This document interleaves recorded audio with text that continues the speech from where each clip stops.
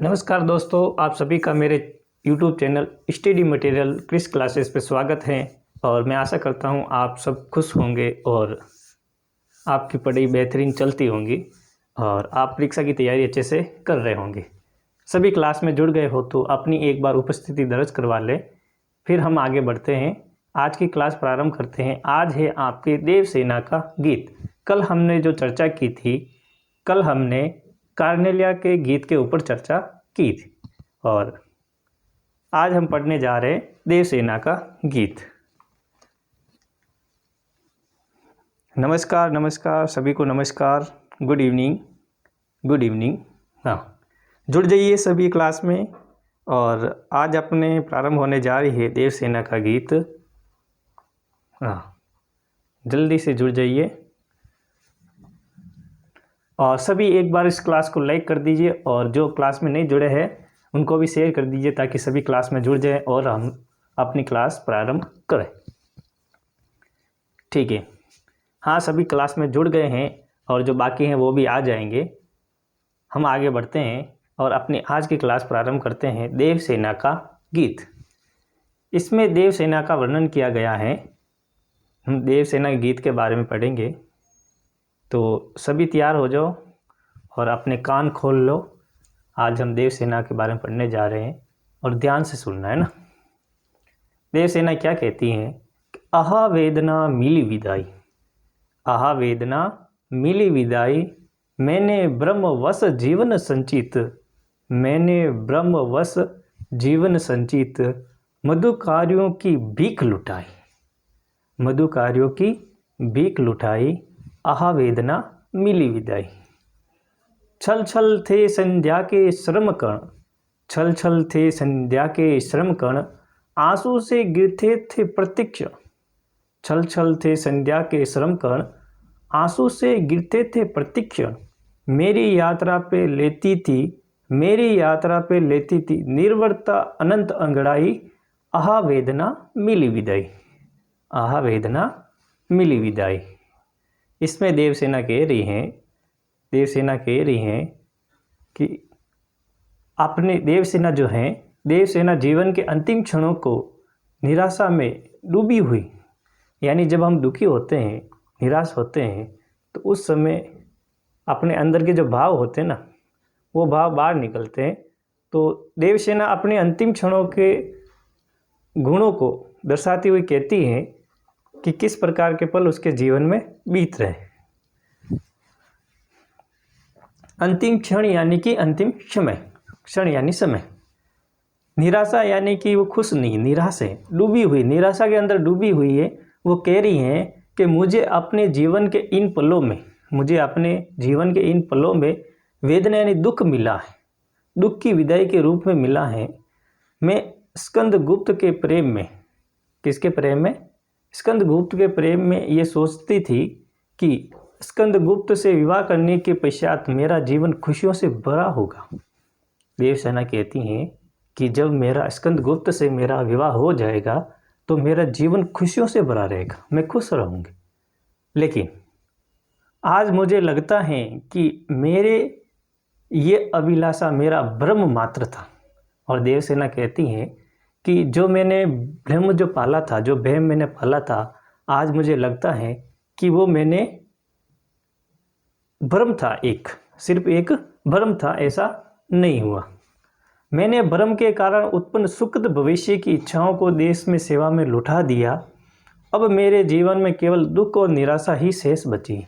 और देवसेना कह रही हैं कि मेरे जीवन में जितना भी सुख और खुशियाँ थी, मैंने सारी की सारी सुख और खुशियाँ इस देश में लुटा दी हैं। जितनी भी खुशियाँ और सुख थे मैंने उनको देश में लुटा दिए हैं। अब मेरे पास में सिर्फ और सिर्फ दुख बचा हुआ है। क्या बचा है? दुख बचा हुआ है। अब मेरे जीवन में केवल दुख और निराशा शेष बची है। आज मैंने इन्हीं दुखों से विदा ले रही हूँ। और देवसेना कह रही हैं मैं आज इन दुखों से छुटकारा पा रही हूँ। देवसेना अपने जीवन के संघर्षों से थक चुकी हैं। जब हम जीवन के बार बार संघर्ष करते हैं, कोई कार्य करते हैं तो उसमें कई प्रकार के व्यवधान आते हैं। तो उसी प्रकार देवसेना अपने जीवन के व्यवधानों से संघर्षों से थक चुकी हैं, उसे लगता है कि उसके जीवन के संध्या बेला में उसका परिश्रम से उत्पन्न कण उसकी आंखों से लगातार बहते जा रहे हैं। उसे लगता है, किसे? देवसेना को लगता है कि उसके संध्या बेला यानी शाम का समय, जीवन का संध्या बेला, उसके परिश्रम से उत्पित कण उसकी आंखों से लगातार बहते जा रहे हैं। यानी कि उसके जीवन का जो अंतिम समय है, उसके जो परिश्रम, जो उसकी जो मेहनत हुई थी, उसके जो अंतिम परिणाम जो थे, उसकी आंखों से लगातार बहते जा रहे। देवसेना के संघर्षों की यात्रा में अब केवल अनंत निर्वृत्ता अर्थात खालीपन ही बचा है। और देवसेना कहती हैं कि मैंने मेरे जीवन में जो कुछ था सब कुछ त्याग दिया, अब मेरे जीवन में सिर्फ दुख, चिंता और एक खालीपन बचा हुआ है। देवसेना स्वयं को निराश और थकी हुई और बिल्कुल अकेला अनुभव कर रही है। और देवसेना को ऐसा लग रहा है कि मैं अकेली हो गई हूँ, मैं बिल्कुल थक चुकी हूँ इस जीवन से, और बस मैं किसी और किसी का अनुभव नहीं है, बस मैं अकेली हूँ, मेरे आसपास न कोई है न कोई दिखाई दे रहा है। ऐसा देवसेना को महसूस हो रहा है। ये थी अपनी देवसेना की पहली पंक्तियाँ, जिसके बारे में हमने व्याख्या की। अब आते हैं हम अगले पंक्तियों पर।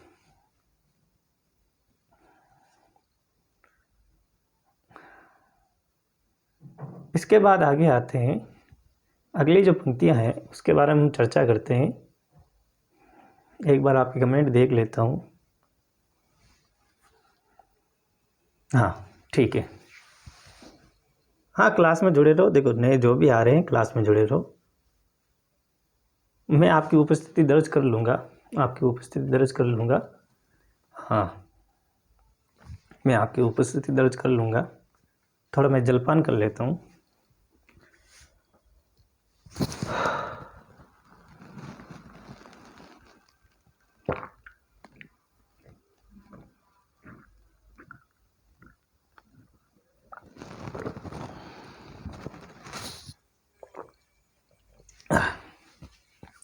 ठीक है, फिर हम देवसेना के जो अगली जो पंक्तियां हैं उनके बारे में चर्चा करते हैं।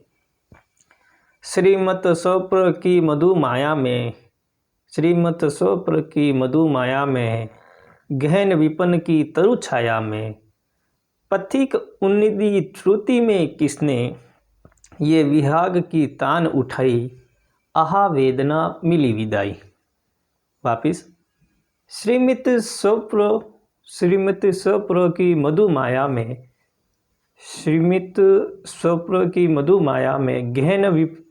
गहन विपन की तरु छाया में, पथिक उन्निधि श्रुति में किसने यह विहाग की तान उठाई, आहा वेदना मिली विदाई।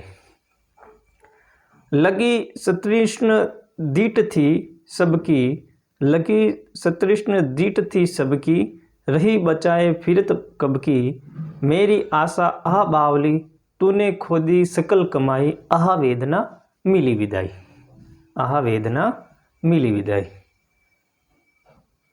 देवसेना इन पंक्तियों में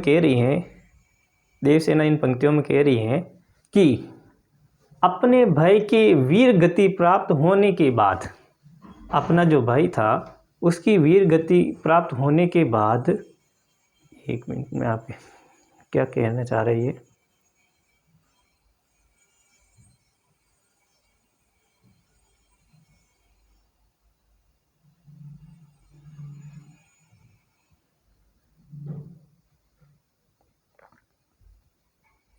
चलो ठीक है, कोई बात नहीं।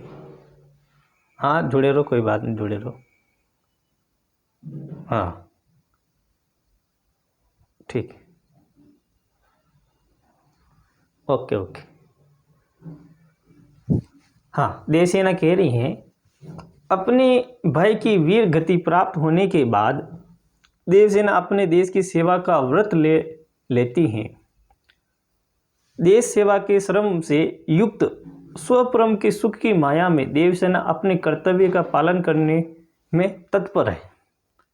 देवसेना का जो भाई था, उसका भाई इस देश की सेवा में बलिदान हो जाता है, वीर गति को प्राप्त हो जाता है। उसके बाद देवसेना इस देश की सेवा से, इस राष्ट्र की सेवा से वो व्रत ले लेती है, यानी कि उसे त्याग देती हैं। देश सेवा के श्रम से युक्त स्वप्रम के सुख को माया में, जो देश सेवा का जो सुख था, वो जो कार्य था, स्वप्र की सुख की छाया में देवसेना अपने कर्तव्य का पालन करने में तत्पर है और वो कार्य करने में पहले तत्पर है।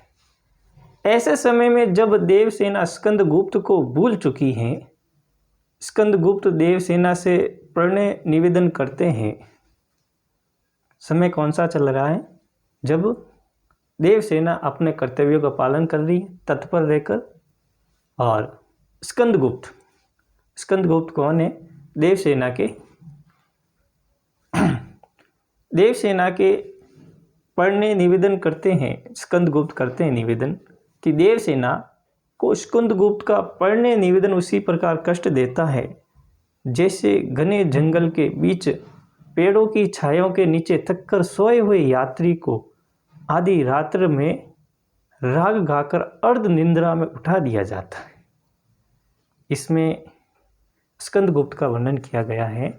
स्कंदगुप्त देवसेना से प्रणय निवेदन करते हैं।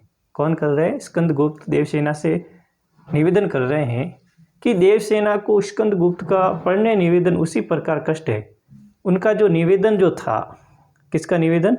देवसेना को स्कंदगुप्त देवसेना को निवेदन भेजते हैं और देवसेना को ऐसा लगता है कि स्कंदगुप्त का जो निवेदन आया था, प्रणय निवेदन आया था, वो निवेदन इस प्रकार लगता है कि घने जंगल के बीच पेड़ों की छायाओं में, जब घना जंगल होता है और पेड़ों की छाया होती है, मधुमस्त एकदम ठंडी ठंडी हवा, उस छाया के नीचे हम कहीं लगातार थकते हैं, चलते रहते, थक जाते हैं, फिर उस पेड़ की छाया में आराम करते हैं।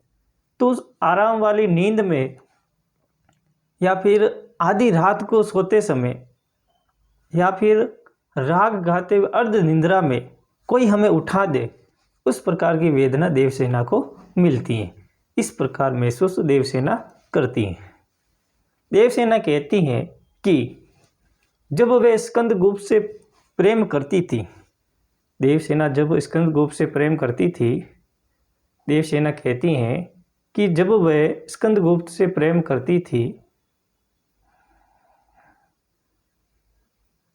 स्कंदगुप्त से प्रेम करती थी, उस समय उस पर लोगों की तृष्णा से युक्त दृष्टि लगी रहती थी। उस समय उसके ऊपर लोगों की तृष्णा से युक्त दृष्टि लगी रहती थी। किसके ऊपर? देवसेना के ऊपर। यानी कि देवसेना जब स्कंदगुप्त से प्रेम करती थी तो देवसेना को भी और अन्य व्यक्ति चाहते थे, लेकिन देवसेना स्वयं को लोगों की दृष्टि से बचाकर देवसेना दूसरों की दृष्टि से अपने आप को बचाती थी। लेकिन देवसेना स्वयं के लोगों की दृष्टि से बचा कर रहती थी, अर्थात देवसेना ने स्कंदगुप्त के प्रति अपने प्रेम को लोगों पर जाहिर नहीं होने दिया। अब स्कंदगुप्त के द्वारा किए प्रणय निवेदन से देवसेना के हृदय में फिर से भविष्य की आशा का संचार होने लगा है और देवसेना अपनी इस आशा को संबोधित करती हुई कहती हैं कि हे मेरी बावली आशा, जो उसकी जो आशा है, मन की जो भाव है, हे मेरी बावली आशा, मैंने अपने जीवन को राष्ट्र सेवा के लिए समर्पित कर देश सेवा और आत्म त्याग के द्वारा मैंने जो भी कमाई की थी, जीवन के अंतिम क्षणों में स्कंदगुप्त के प्रणय निवेदन पर, स्कंदगुप्त का जो प्रणय निवेदन जो है, अपनी आस्तिक दिखाकर तूने वे सारी कमाई खो दी है, मेरे अर्जित कर्मों के महत्व को कम कर दिया। इस प्रकार देवसेना अपनी वेदना गा रही। इसके पश्चात अपनी अगली पंक्ति आती है, अगली पंक्तियाँ और इस टॉपिक की अंतिम पंक्तियाँ हैं। फिर इसके पश्चात हम इनकी व्याख्या करेंगे, एक एक की व्याख्या करना सीखेंगे। ठीक है, तो आप अपने पास में पेन, नोटबुक और पुस्तक तीनों आपके साथ होने चाहिए ताकि आप नोट कर सको या फिर स्क्रीनशॉट ले लेना। अगला पद्यांश पढ़ते हैं। चढ़ के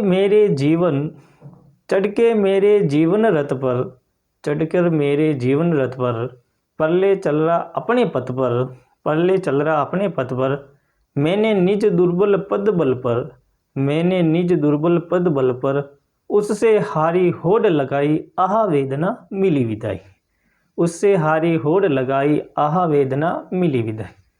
लौटा लो ये अपनी थाती, लौटा लो ये अपनी थाती, मेरी करुणा हाहा खाती, मेरी करुणा हाहा खाती, विश्व न संभालेगा ये मुझसे, विश्व न संभालेगा ये मुझसे, इससे मैंने लाज गंवाई आह वेदना मिली विदाई, आह वेदना मिली विदाई। लौटा लो ये अपनी थाती, मेरी करुणा हाहा खाती, विश्व न संभलेगा मुझसे, इससे मैंने लाज गवाई आह वेदना मिली विदाई, आह वेदना मिली विदाई। इन पंक्तियों में देवसेना कहती हैं, देवसेना कहती हैं कि प्रलय अर्थात मेरे जीवन के विषम परिस्थितियाँ, यानी कि अपने जीवन के अनुकूल न होते हुए विपरीत हो, ऐसी परिस्थितियाँ मेरे जीवन रूपी रथ पर सवार होकर, मेरे जीवन रूपी रथ यानी मेरा जो जीवन चल रहा है उसके साथ मिलकर पथ पर यानी रास्ते पर सवार होकर, रथ पर सवार होकर रास्ते पर चला जा रहा है। मैंने इन परिस्थितियों का सामना करते करते थक चुकी हूँ, मैं इन परिस्थितियों का सामना करते करते थक चुकी हूँ। जीवन के संघर्षों ने मुझे दुर्बल कर दिया है और जीवन के जो मेरे संघर्ष थे उससे मैं दुर्बल हो गई हूँ, कमज़ोर हो गई हूँ, एकदम थक चुकी हूँ कि अब मुझसे नहीं होता। मैं अपने दुर्बल पैरों के बल, मेरे दुर्बल कमज़ोर पैरों के बल उन प्रलय रूपी परिस्थितियों से ऐसी प्रतिस्पर्धा की है कि यानी कि मेरे जो दुर्बल पैरों के बल, जो दुर्बल जो पैर है, कमज़ोर जो पैर है, उनके प्रलय रूपी परिस्थितियों में, उनके प्रलय रूपी परिस्थितियों में मैंने ऐसी प्रतिस्पर्धा या होड़ कंपटीशन की है जिससे मैं कई बार हार रही हूँ, कई बार हारी हूँ, यानी वो कई बार हारी हैं। किंतु मैंने हार का कर भी उन विषम परिस्थितियों से होड़ लगाई है, यानी कि जिस समय मैं हारी हूँ लेकिन उस हार का भी उस विषम परिस्थितियों में मैंने उसकी होड़ लगाई, अर्थात मैं अपने जीवन के संघर्षों का सामना किया है।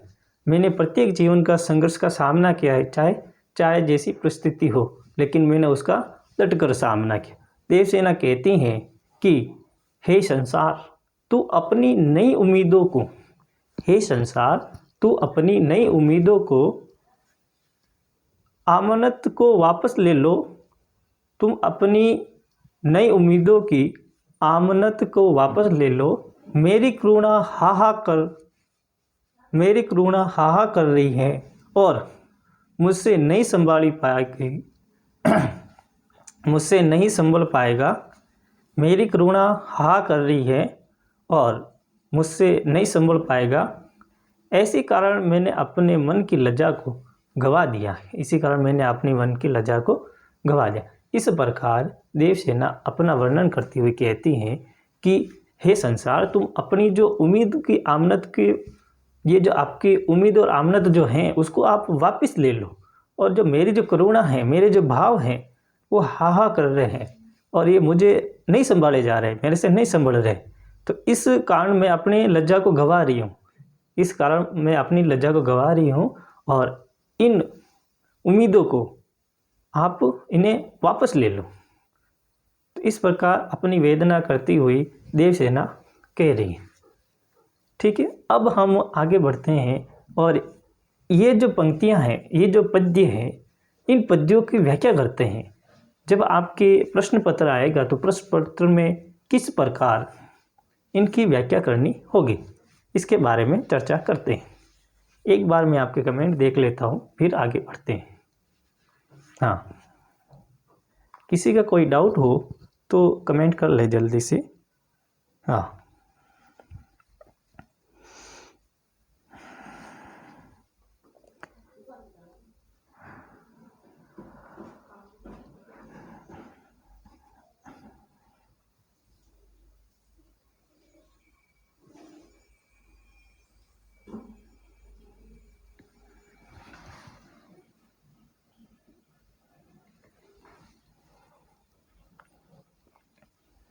आइए देख लिए मैंने आपके कमेंट, किसी को कोई डाउट नहीं है।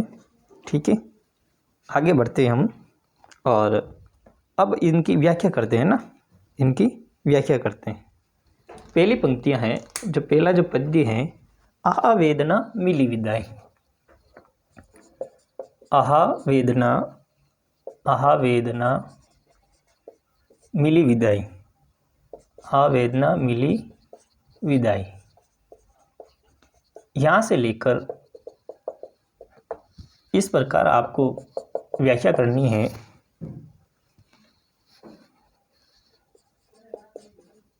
निर्वता, निर्वता,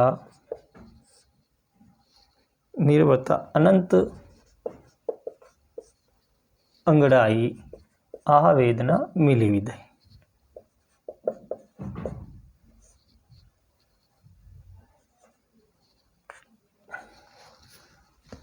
यहाँ से यहाँ तक ये पंक्तियाँ इनके बारे में।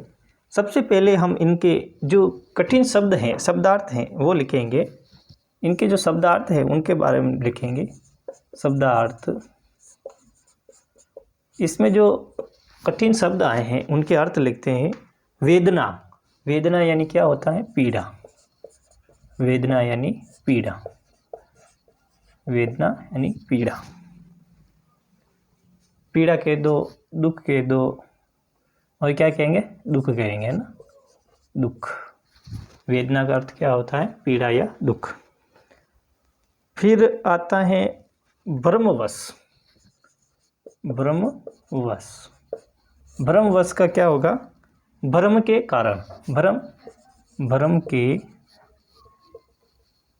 भ्रम के कारण, भ्रमवश यानी भ्रम के कारण। फिर आता है निर्वता। निर्वता, निर्वता का होता है खामोशी। क्या होता है? खामोशी। निर्वता का खामोशी। अनंत का, फिर अनंत, अनंत का हो जाएगा अंतहीन। क्या हो जाएगा? अंतहीन। अनंत का अंतहीन। ये तो सर्वप्रथम हमने जितने भी आपको 2-3 जो भी आपको कठिन शब्द आते होंगे उनके आप अर्थ लिखोगे। उसके पश्चात हम प्रसंग लिखेंगे उसका।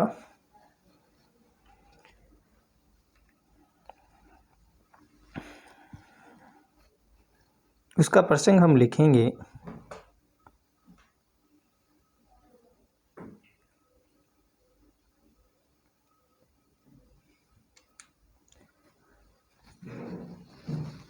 प्रसंग, प्रसंग में नोट करो, यह जो पद्यांश हैं हमारी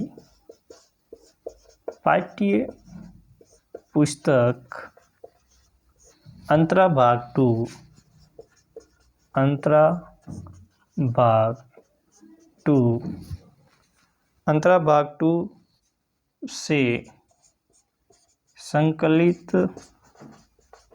देवसेना का गीत, देवसेना का गीत से किया गया है, किया गया है। इसके इसके इसके रचनाकार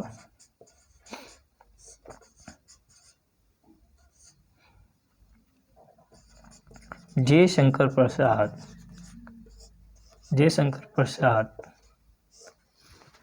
प्रसाद हैं, जो एक छायावादी कवि। कैसे हैं? छायावादी। ये किससे संकलित की गई है? ये जो स्कंदगुप्त का नाटक है उसका एक अंश है। आप इतना लिख लोगे तो काफ़ी है। या तो आप स्क्रीनशॉट ले लो जल्दी से, या फिर हाँ स्क्रीनशॉट ले लो ताकि आपको आसानी रहे और टाइम इतना ख़राब ना हो। फिर आगे बढ़ते हैं हम।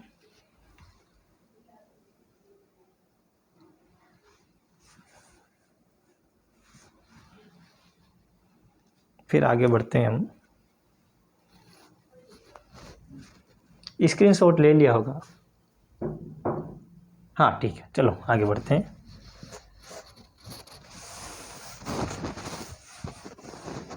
हमने प्रसंग लिख लिया, इसके शब्दार्थ लिख लिए। इसके बाद व्याख्या। इसके बाद क्या आएगी? व्याख्या आएगी, है ना। इसके बाद व्याख्या करेंगे।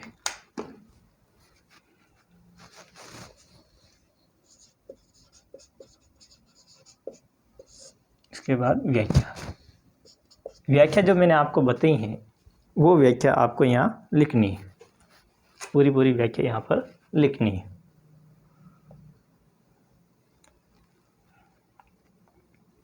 फिर हम इसकी विशेषता लिखेंगे। इसमें विशेष क्या है, विशेष लिखेंगे। इसमें विशेष क्या है? इसके अंदर हमने देखा है कि देवसेना का जो वर्णन किया गया है, इसमें देवसेना निराश है। कैसी है? निराश है। इसमें निराशा की भावना है। और कल हमने जब कार्नेलिया का गीत पढ़ा था तो उसमें शांत और सुबह का वातावरण का वर्णन किया गया था। इसमें देवसेना निराश है और निराशा का वर्णन किया गया, लेकिन वो भी कैसा? एक सजीव चित्रण है। तो हम लिखेंगे इसमें पहला पॉइंट, देवसेना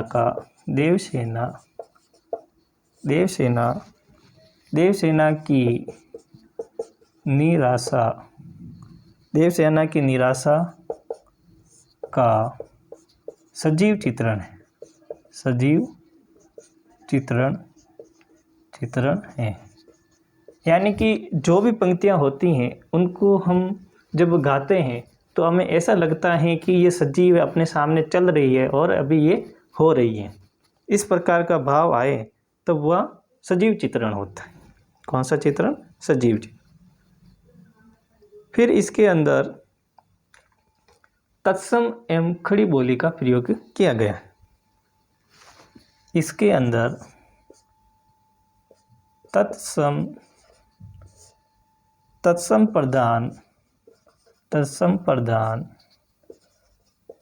खड़ी बोली हिंदी का प्रयोग किया गया। हिंदी का प्रयोग किया गया है। इसके अंदर हम देखा है कि सर्वाधिक जो शब्द हैं वो संस्कृत के हैं। किसके हैं? संस्कृत के हैं। और कल मैंने आपको बताया था कि तत्सम शब्द किसे कहते हैं? वह शब्द जो संस्कृत के अंदर, उन्हीं शब्दों को हिंदी के अंदर हम जब प्रयोग करते हैं हूबहू वैसे के वैसे बिना बदलाव किए हुए, तो उन्हें हम तत्सम शब्द कहते हैं। यानी संस्कृत के जो शब्द वैसे के वैसे हिंदी में प्रयोग होते हैं उन्हें हम तत्सम शब्द कहते हैं। फिर आगे हम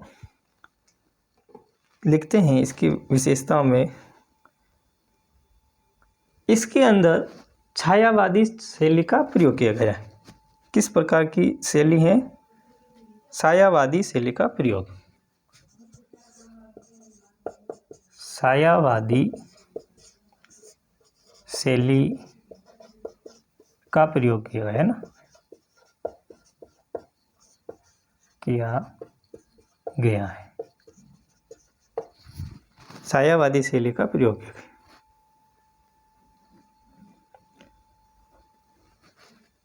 फिर हम इसमें अलंकारों की बात करते हैं। इसमें अलंकारों की बात करते हैं। अलंकारों की बात करें तो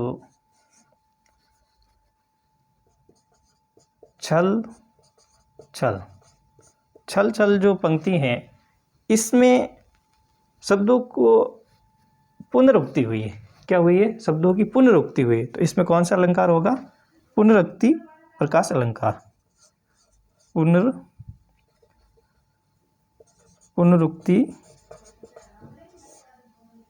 पुनरुक्ति प्रकाश अलंकार है ना, प्रकाश अलंकार। पुनरुक्ति प्रकाश अलंकार उसे कहते हैं जिसके अंदर शब्दों की उक्ति बार बार होती है। इसमें छल छल 2 बार हुई ना, इसीलिए।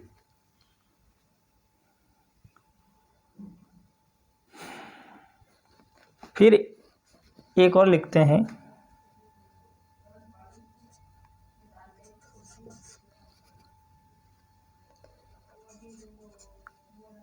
अनंत अंगड़ाई। अब इसके अंदर कौन सा अलंकार है, आप मुझे वो बताओ।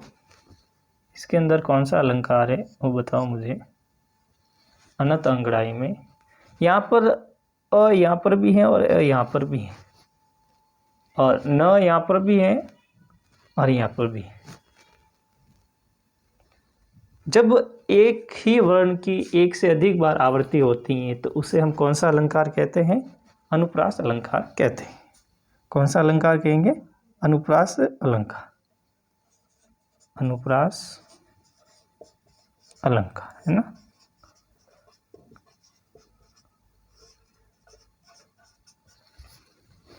कौन सा अलंकार है? अनुप्रास अलंकार। जल्दी से इसका स्क्रीनशॉट ले लो, फिर हम अगली जो पंक्तियां हैं उनके बारे में चर्चा करते हैं।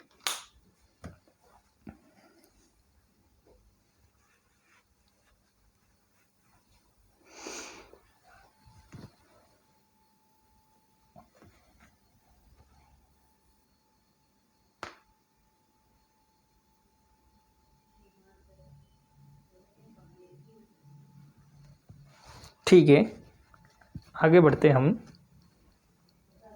हाँ, स्क्रीनशॉट ले लिया होगा।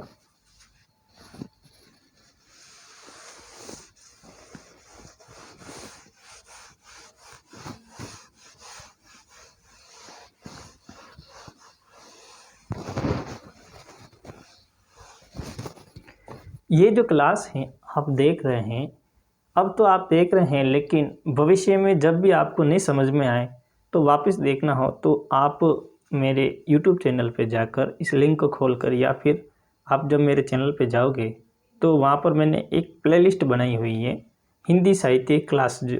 उसमें जाओगे तो हिंदी साहित्य की जितनी भी क्लास हैं सब आ जाएगी। ठीक है, वहाँ से जाकर वापस देख लेना आप, है ना। हाँ, फिर अगली पंक्तियों की हम चर्चा करते हैं। ये तो हमने पहली पंक्तियों की चर्चा की थी। अगली जो पंक्तियां हैं उनके बारे में नोट करते हैं। आहा वेदना मिली विदाई। वेदना यानी क्या होता है? दुख होता है ना। आप हिंदी साहित्य के विद्यार्थी हो तो आपको हिंदी आनी चाहिए, ज़्यादा नहीं तो थोड़ी थोड़ी, लेकिन आनी जरूर चाहिए। ठीक है, आगे बढ़ते हैं।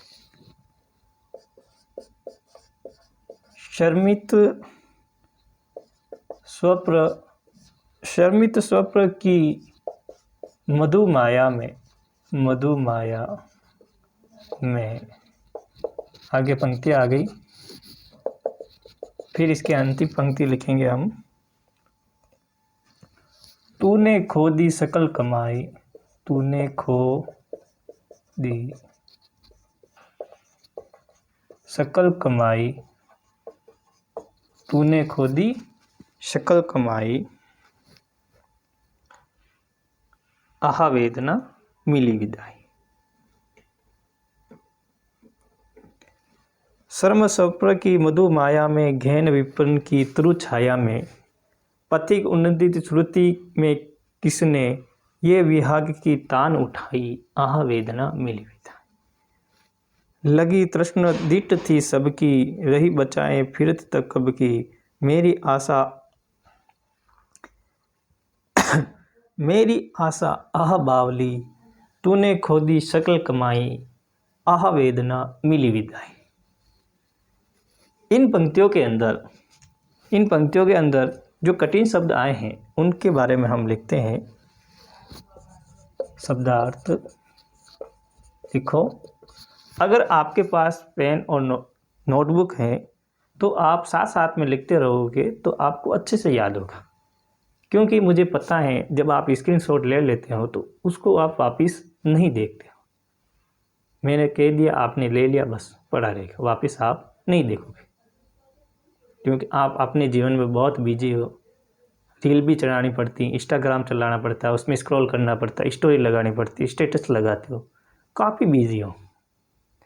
इसीलिए आप कोशिश करें एक पेन और कॉपी लें और साथ में लिखते भी जाएं। ठीक है? हाँ, सही कह रहा हूँ मैं, बिल्कुल सही कह रहा हूँ। आपके जीवन में आप बहुत बिजी हो इस मोबाइल के कारण, है ना। और इसका शुद्ध उपयोग अभी अभी आप करने लगे हो जो ये क्लासें देख। बाकी इसका सदुपयोग मुझे नहीं लगता कभी आपने किया होगा, या फिर कहीं 1-2% गूगल पे कोई सर्च वर्च मार दिया होगा तो बस इतना उपयोग किया होगा। बाकी इंस्टाग्राम और ये जो सोशल मीडिया है अन्य, इनके ऊपर ही आप अधिकतर समय व्यतीत करते हो। हाँ, तो एक पेन और कॉपी के अंदर साथ में लिखते रहो, ताकि क्या है कि लिखने से हमारी जो हाथ की जो इंद्रियां होती है वो भी काम करती है और दिमाग की भी काम करती है, दोनों का कनेक्शन होता तो अच्छे से याद होता है। बाकी आप सुन रहे हो तो सिर्फ आपका दिमाग और जो कर्मेंद्रियां हैं यही आपको ज्ञान को अंदर ले रही, और जब हाथ से लिखोगे तो तीनों मिल जाती हैं, दिमाग, कान और हाथ। ठीक, इनके जो कठिन से शब्द हैं उनको लिखते हैं। शर्मित यानी शर्म से युक्त, शर्मित यानी शर्म से युक्त, शर्म से युक्त,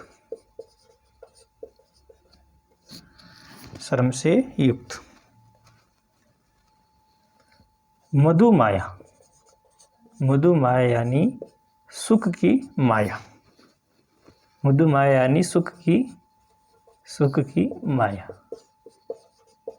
मधुमाया सुख की माया। तरुछाया, तरुछाया, तरुछाया, तरु यानी क्या होता है? पेड़ होता है। तरु यानी क्या होता है? पेड़ होता है। तो पेड़ों की छाया, किसकी छाया? पेड़ों की छाया।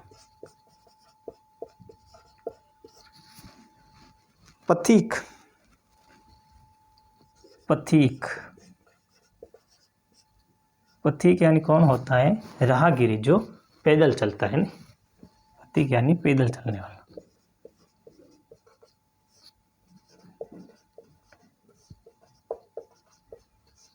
या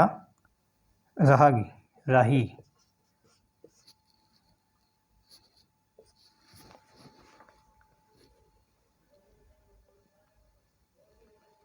उनिंद्री, उनिंद्री का क्या होता है?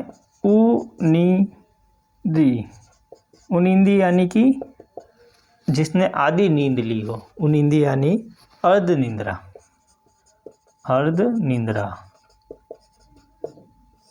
आधी नींद में आप भी होते हो ना, जब आप आधी नींद में होते हो तो आपसे कुछ काम कराया जाता है, तो वो काम आप या तो उसको पूरा बिगाड़ दोगे या फिर उसका आकार या कोई सही तरीका है उसको बिल्कुल तहस नहस कर दोगे। सही तरीके से आधी नींद में कोई कार्य अच्छा नहीं होता, उसको बिगाड़ने का कार्य ही होता है। इसीलिए अर्ध नींद में आप न तो कहीं जाए और ना कुछ करे, उठ जाओ तो मुंह धो के फिर उसके पश्चात ही कार्य करो। हाँ, बहुत से लोगों की आदत होती है नींद में उठ के वो चलने लगते हैं, क्योंकि उनकी एक आदत होती है, वो उस आदत को ख़त्म करना बड़ा आवश्यक है, बाकी बहुतों के लिए हानिकारक होती है। फिर है विहाग। विहाग, विहाग किसे कहते हैं? आधी रात में गाया जाने वाला राग। विहाग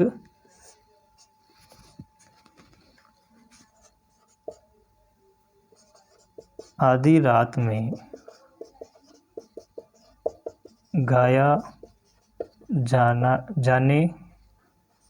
जाने वाला राग। आधी रात में गाया जाने वाला राग विहाग कहलाता है।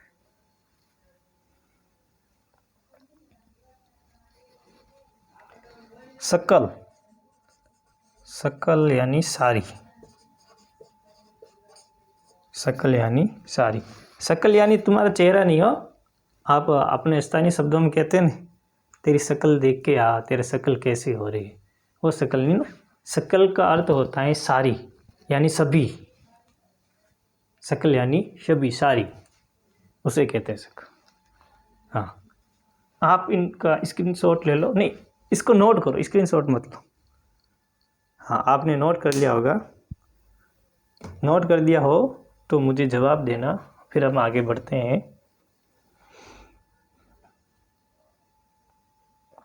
नोट कर दिया हो तो जवाब देना, आगे बढ़ते हैं।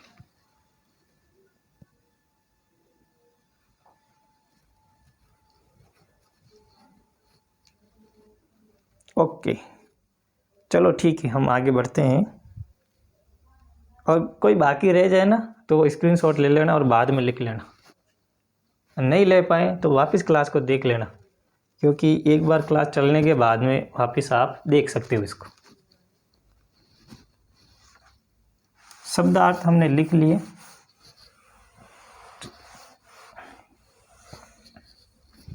अब इसके क्या लिखेंगे? प्रसंग लिखेंगे। क्या लिखेंगे? प्रसंग। प्रसंग, प्रसंग लिखते हैं। बस वही याद होगा आपको।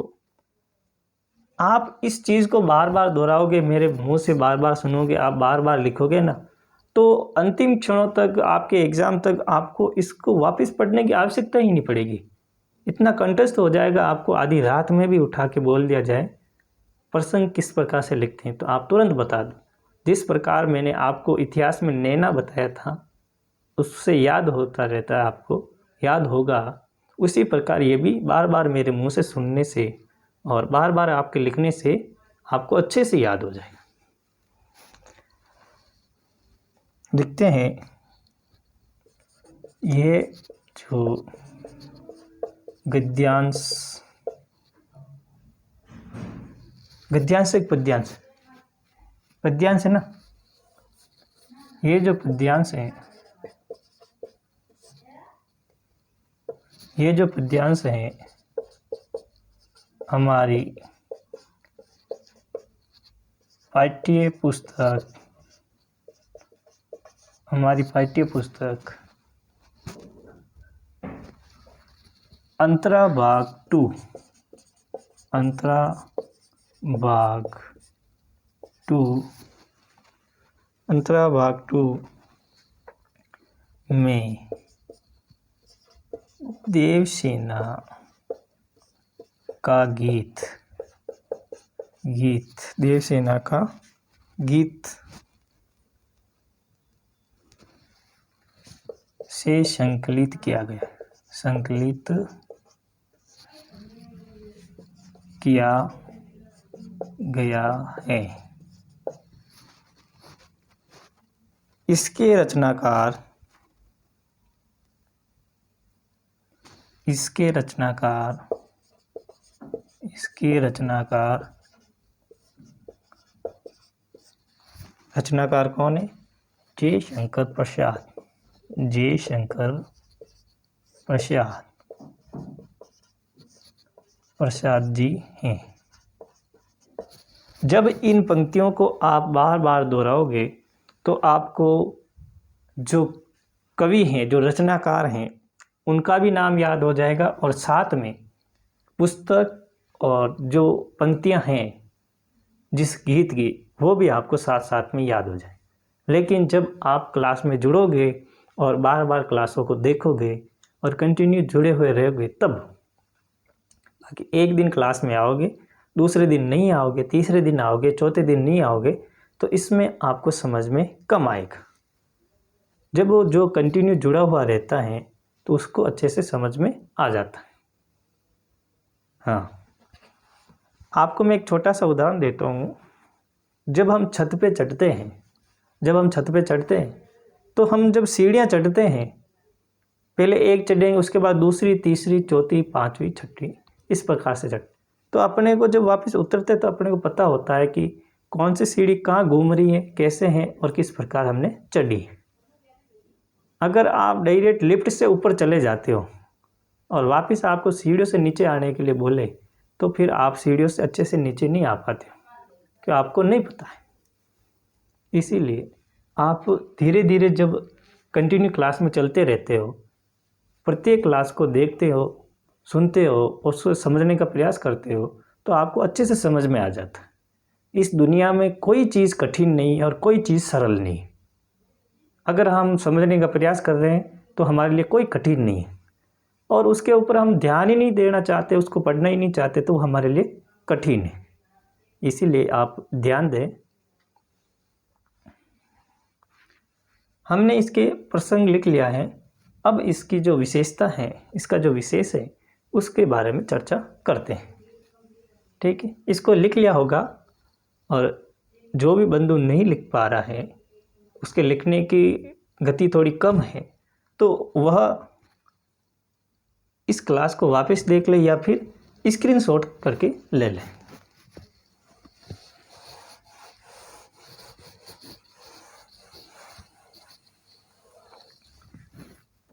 प्रसंग के पश्चात क्या आती है? व्याख्या आती है। जो व्याख्या मैंने आपको अच्छे से समझाई थी, और वही व्याख्या आपको यहाँ पर लिखनी है। फिर हम इसका लिखेंगे विशेष। प्रसंग के बाद में व्याख्या आएगी, व्याख्या, और उसके बाद आएगा विशेष। विशेष है ना, विशेष लिखते हैं हम। विशेष में क्या है? वही पंक्ति कि देव सेना के संघर्ष का सजीव चित्रण किया गया है। वापस ये पंक्ति आपने को दोहरानी है। देव सेना की संघर्ष, देव सेना के संघर्ष का सजीव चित्रण किया गया है ना, सजीव चित्रण किया गया। जब देव सेना के गीत से कोई भी पंक्तियां आती हैं तो आप विशेष के अंदर 2-4 पंक्तियां तो बार बार आप लिख सकते हो, क्योंकि 2-4 पंक्तियां एक जैसी, एक ही कविता की।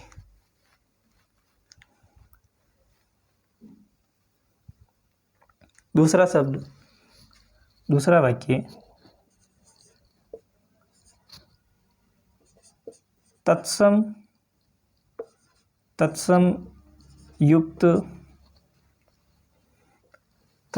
या तत्सम प्रधान खड़ी बोली हिंदी का प्रयोग, खड़ी बोली हिंदी का प्रयोग। ये दोनों पंक्तियां हमने, दोनों जो वाक्य हैं, हमने पिछले जो व्याख्या की थी उसके अंदर भी लिखा, इसके अंदर भी, और जो आने वाला जो है आगे उस में भी हम लिखेंगे।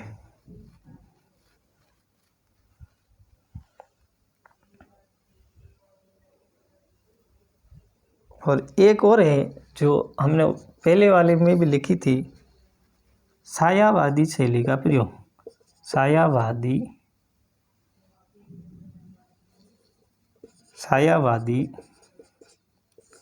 शैली का प्रयोग, छायावादी शैली का प्रयोग हुआ। फिर इसके अंदर अलंकार आ जाते हैं। अलंकार देखते हैं। गहन, देखो जो पद्यांश जो आएंगे ना, आपके जो पद्यांश पद जो आएंगे उनके अंदर सर्वाधिक आपको अलंकारों का प्रयोग, छंदों का प्रयोग, ये चीज़ देखने को मिलेगी और आपको विशेष में लिखना होगा। गहन विपिन, गहन विपिन, इन पंक्तियों के अंदर किस अलंकार का प्रयोग किया गया? ने का प्रयोग गहन में हुआ है, ने का प्रयोग विपिन में भी हुआ है। तो जब एक ही वर्ण का एक से अधिक बार प्रयोग होता है तो वहाँ पर कौन सा अलंकार होता है? अनुप्रास अलंकार। में अनुप्रास अलंकार है। कौन सा अलंकार है? अनुप्रास, अनुप्रास अलंकार, अलंकार है। गहन विपिन में अनुप्रास अलंकार है।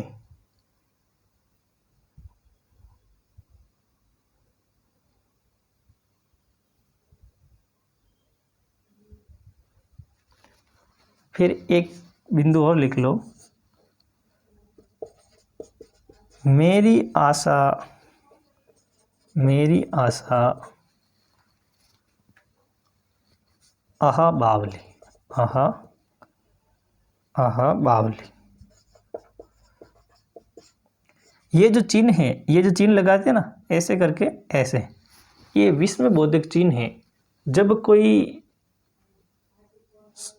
एकदम उत्सुकता हो, आश्चर्य हो, तो उस समय ये शब्द प्रयोग करते हैं। जैसे हम देखते हैं कि हैं, तो उस समय प्रयोग करें, हाँ, तो उस समय प्रयोग होता है, ऐसा हुआ, तो इस समय ऐसे विस्मय बोधक शब्दों का प्रयोग करते हैं। मेरी आशा अह बावली, इसके अंदर कौन से अलंकार का प्रयोग हुआ है? तो इसमें मानवीयता का भाव आया है। तो इसमें कौन सा अलंकार है? इसमें मानवीयकरण अलंकार है। इसमें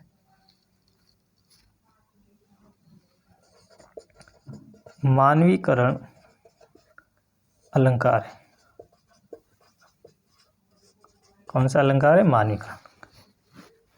इसकी स्क्रीनशॉट ले लो, नहीं नोट कर लो कॉपी के अंदर, आप साथ में नोट करते भी गए होंगे। हाँ, साथ में नोट करते भी गए होंगे। हाँ, देखो नोट करते करते साथ में आप वीडियो को रोक भी सकते हो। ठीक है, मैं भागूंगा नहीं है ना, यहीं रहता हूँ। वीडियो को रोक सकते हो, उसके बाद वापस चालू करोगे, तब तक आपको चलता रहे, है ना। इसीलिए मैंने आज बोला है कि आप प्रयास यही करें कि इसको अपने नोटबुक जो है हिंदी की, उसमें साथ साथ में नोट करते जाएं। स्क्रीनशॉट हो सकता है आपके मोबाइल में, आप नहीं तो आपके भाई बहन या माताजी पिताजी जो भी हो, वो गलती से हट जाता है, कभी हटा तो नहीं है लेकिन गलती से कहीं हट जाता है। इसीलिए आप लिखने का प्रयास करें। आगे बढ़े, चलो ठीक है आगे बढ़ते हैं। हाँ, अंतिम पंक्तियाँ, अंतिम पंक्तियाँ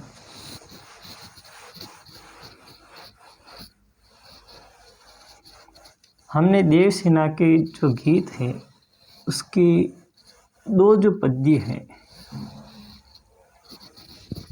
उनका वर्णन लिख लिया है।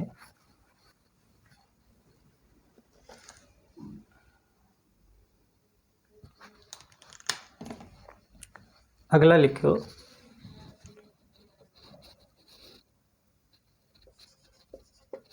चढ़कर मेरे जीवन रथ पर, चढ़कर मेरे जीवन रथ पर, जीवन रथ पर। ये जो चिन्ह है इसे उद्धरण चिन्ह कहते हैं। कौन सा चिन्ह कहते हैं? उद्धरण चिन्ह कहते हैं, यानी कि दो शब्दों को जोड़ता है ना। इसके बाद आगे अंतिम पंक्ति, इसकी जो अंतिम पंक्ति है, इससे मैंने की लाज गवाई, इससे मन की लाज गवाई, इससे मन की लाज गवाई, इससे मन की लाज गवाई, आहा बावली मिली विदाई।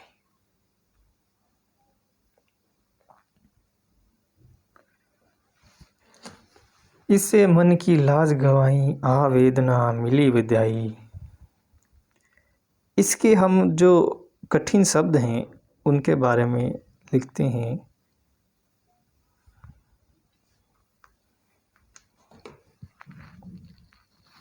इसके शब्दार्थ लिखते हैं हम। शब्दार्थ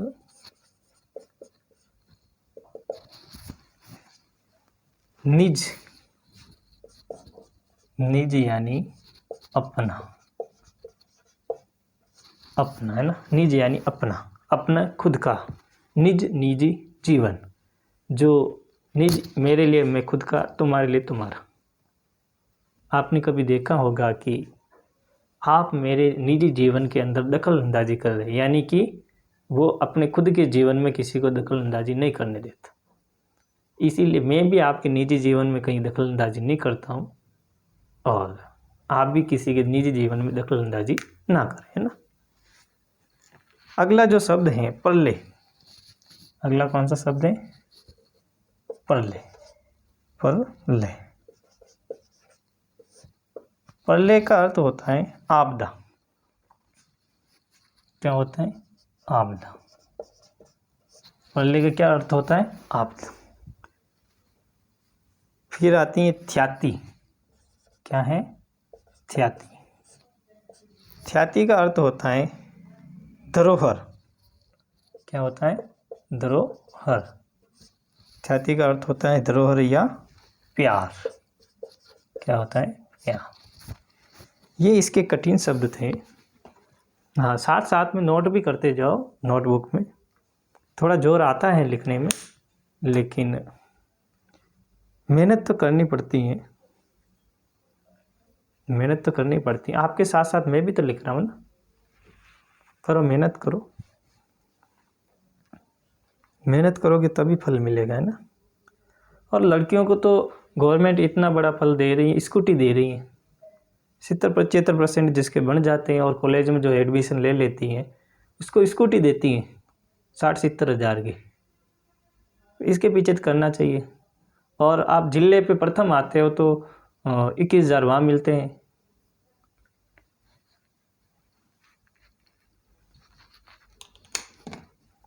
चलो, इसका हम प्रसंग लिखते हैं। प्रसंग, वही चीज़। क्या लिखेंगे? यह जो पद्यांश हैं हमारी पाठ्य पुस्तक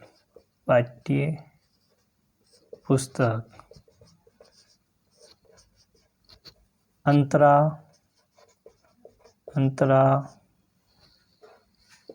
भाग 2, अंतरा भाग 2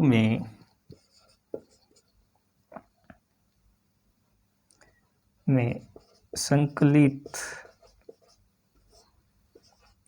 देव सेना का गीत से लिया गया है।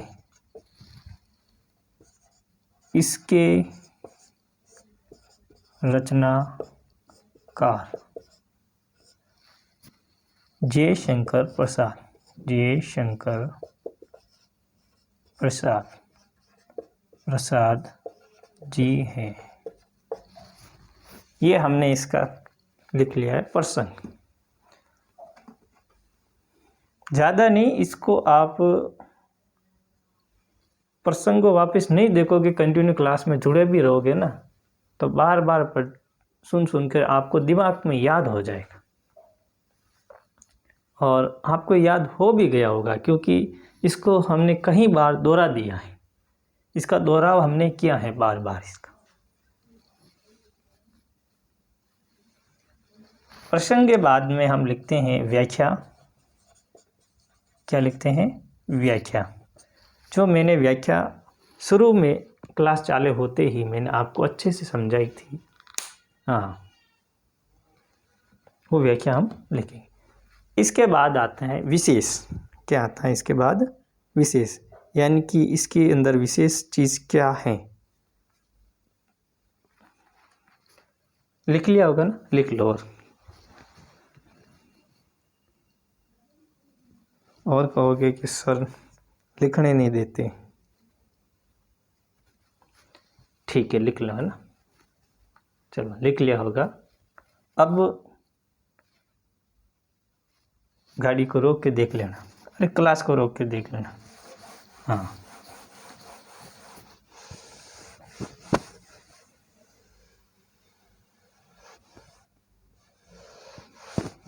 अब इसका विशेष हम लिखते हैं। विशेष, विशेष में क्या है? वही मैंने जो 2-3 जो पंक्तियां बताई हैं, देव सेना का कोई भी गीत से कोई पंक्तियां आ जाए तो वो आपको हूबहू लिखनी है। इसके अंदर देव सेना की निराशा का सजीव चित्रण किया गया है। इसके अंदर देव सेना की निराशा का सजीव चित्रण किया गया। हाँ, फिर अगली पंक्ति, इसके अंदर तत्सम प्रधान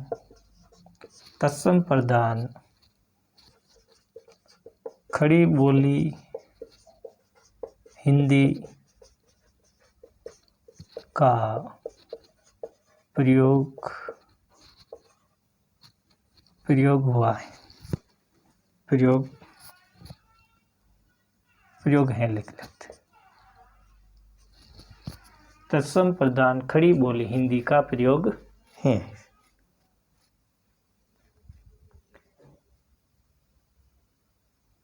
तीसरा हुबहू जो पॉइंट था वो मैंने क्या लिखा है? छायावादी शैली का प्रयोग,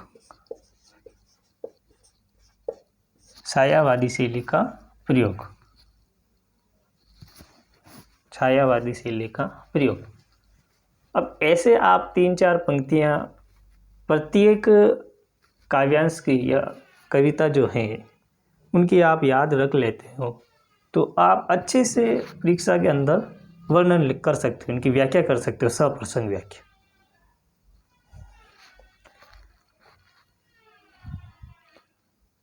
फिर इसमें हम लिखते हैं अलंकार। हा, ये जो पंक्तियां हैं इसके अंदर शब्दों की पुनरुक्ति हुई, यानी कि एक से अधिक बार पुनरुक्ति हो रही है। तो इसमें कौन सा अलंकार होगा? पुनरुक्ति अलंकार, पुनरुक्ति अलंकार, पुनरुक्ति प्रकाश अलंकार।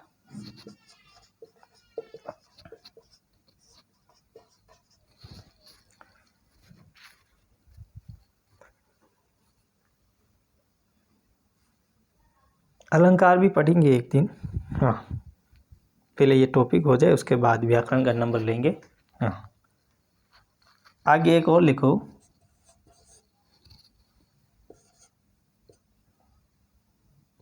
पल्ले चल रहा। पल्ले चल रहा में कौन सा अलंकार है? मानवीकरण, है ना, कि इसमें मानवता का गुण है। मानवीकरण अलंकार, कौन सा अलंकार है? मानवीकरण अलंकार है।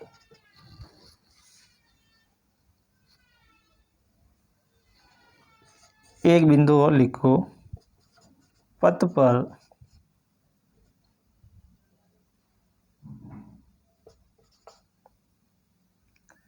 हरी होड़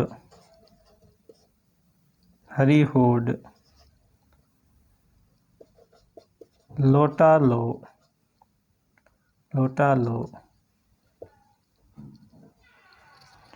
में कौन सा अलंकार प्रयोग हुआ है? पर नहीं, पथ पर, सॉरी, क्या है? पथ पर। यहाँ पे पे का प्रयोग हुआ, यहाँ पे भी पे का प्रयोग हुआ। हरि होड़, हस, यहाँ है का प्रयोग हुआ है और यहाँ पे है का प्रयोग हुआ। लोटा लो, ली नहीं है ना, लो, थोड़ी मेरी लेकिन शैली अलग है ना, ले और यहाँ पे ले। तो जब एक ही वर्ण की आवृत्ति एक से अधिक बार होती है तो वह कौन सा अलंकार होता है? अनुप्रास अलंकार। तो इसमें कौन सा अलंकार है? अनुप्रास अलंकार, अनुप्रास अलंकार।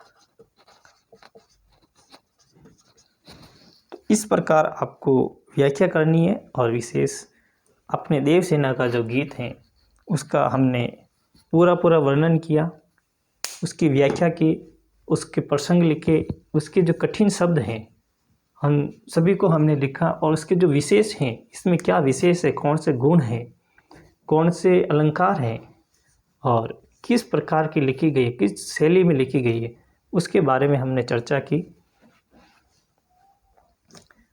तो अब आपकी क्लास यहाँ तक कि कल हम फिर मिलेंगे शाम 8 बजे आगे का टॉपिक लेते हुए। तब तक के लिए धन्यवाद और मैं अपनी वाणी को विराम देता हूँ। आप सभी को शुभ रात्रि। एक बार फिर से जो क्लास को लाइक नहीं किया तो लाइक कर ले और नए मेंबर जो भी हैं सब्सक्राइब कर ले और अपने दोस्तों के साथ शेयर जरूर करना। शुभ रात्रि, शुभ रात्रि। धन्यवाद। जय हिंद, जय भारत, जय जय राजस्थान।